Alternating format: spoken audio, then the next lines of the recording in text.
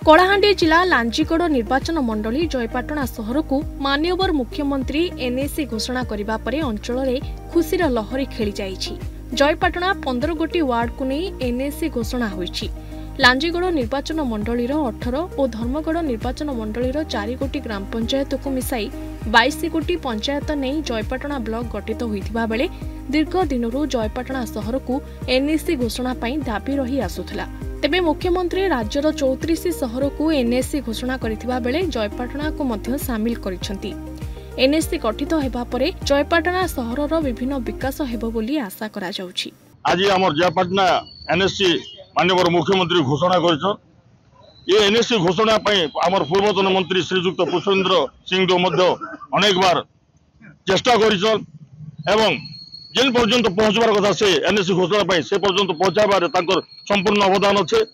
बर्तमान आमर विधायक श्रीजुक्त प्रदीप कुमार देसाई फलप्रद करने आज माननीय मुख्यमंत्री जेन घोषणा कले आज आम अत्यंत खुशी जयपाटना अंचलवासी जेनटा कि आम पंचायत हिसाब से जयपाटना दीर्घ वर्ष रही अनेक समस्या जेनटा थिला जहाँ आज आमर माननीय मुख्यमंत्री से पूरण कर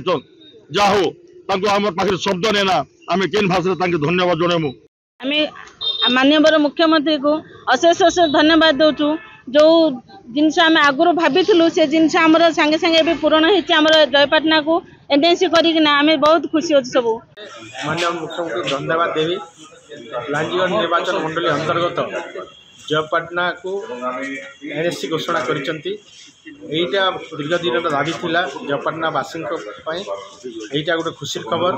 तेणु प्रथम तो कृतज्ञता जन माननीय मुख्यमंत्री जे यही प्रकार जो एनएसी घोषणा कले जहाँफल जयपाटनावासी उपकृत हे जो दीर्घ दिन दाबी थिला सेटा आज पूरण होइछि। तेणु एटा निहाती भाव में जयपाटनावासी गोटे खुशी खबर। कलाहांडी दीपक कुमार साहू को रिपोर्ट न्यूज़ 8 ओडिया।